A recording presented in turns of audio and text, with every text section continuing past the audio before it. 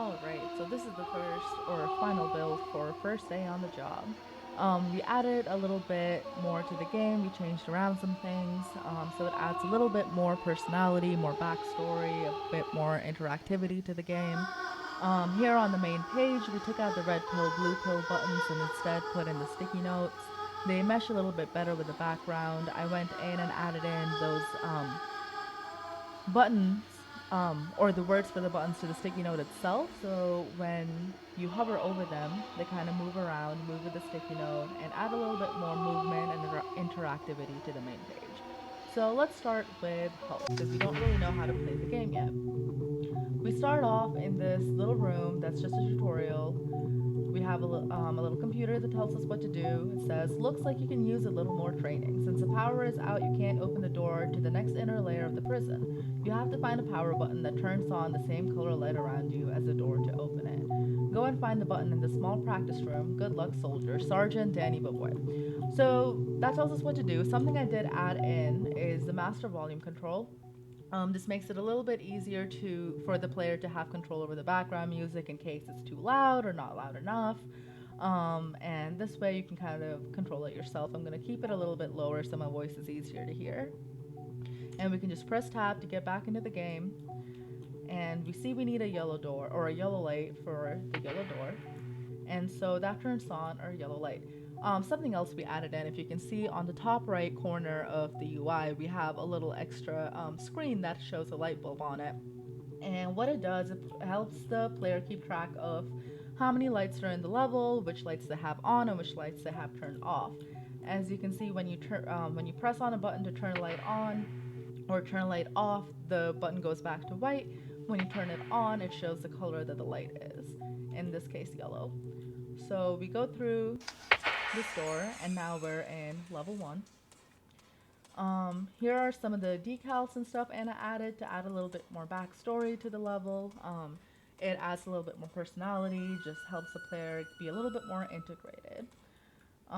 This door here we know is purple, and we're gonna need red and blue for it.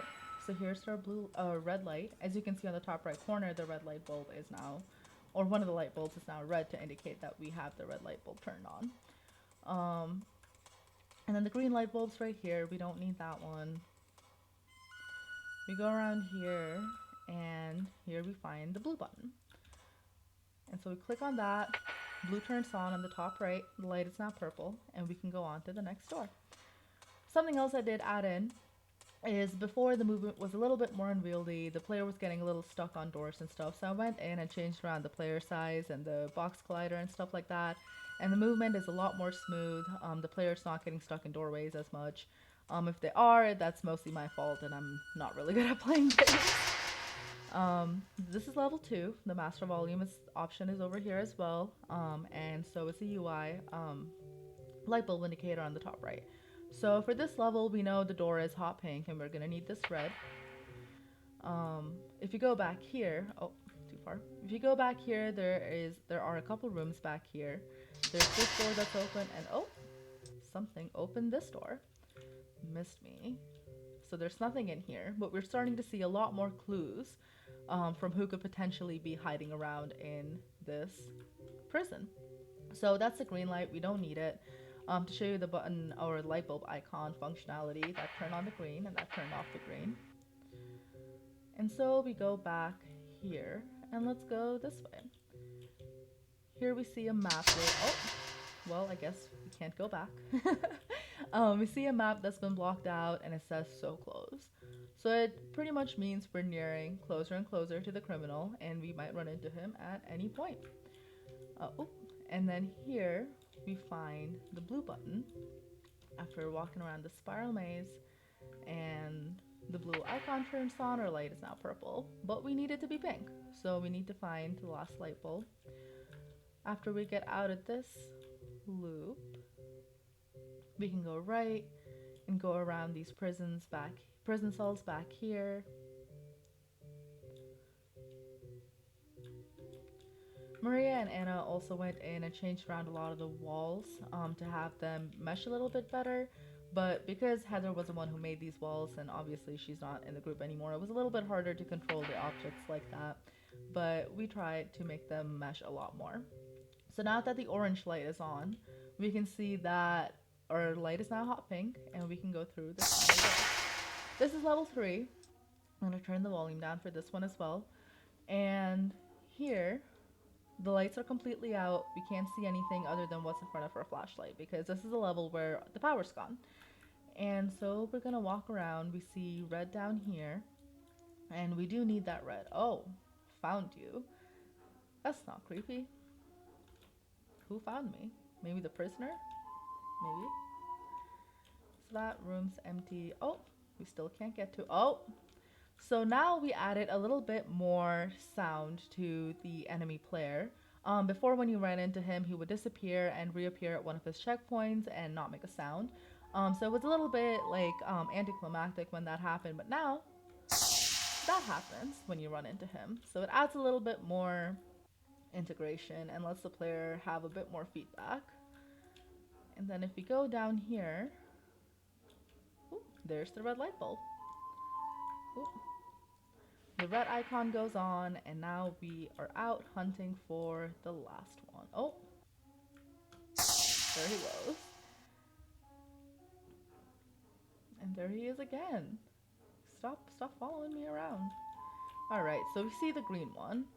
I believe that's the next one we need, and we can't go through here. So let's turn back around and see if there's another way in. Here, maybe? Oh, or not. Maybe here? Nope, not at all.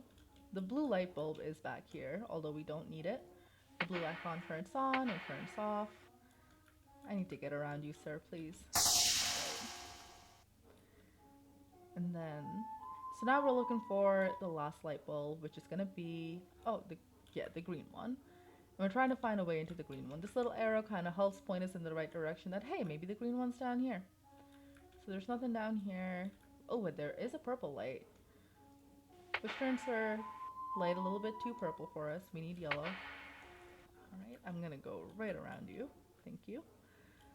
And then what's down here? There is the green light. Now we have yellow. So now we need to make our way back to the main door, and you are in my way again. You're more annoying than creepy. Alright, let's find our way back to the main door. That arrow is definitely not in the right direction.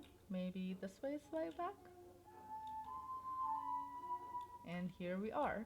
So now this is gonna, when we press the door, it's going to trigger the ending credits scene, which is here.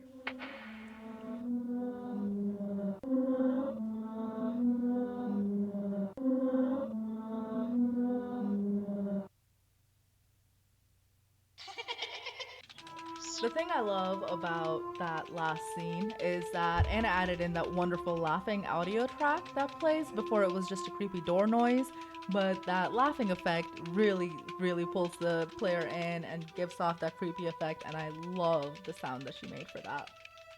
And now this is the credits page. It's the same as before. It lets the player know that John Doe was pronounced AWOL, and it lists John Doe's faithful teammate official personal records. And that's going to be all of us listed as part of his team. There is Anna, there's Heather, and then at the end there's going to be me and Maria. But it's the same as before, and as soon as this is over, we can go right back to main menu, and that's our game. Thank you for watching.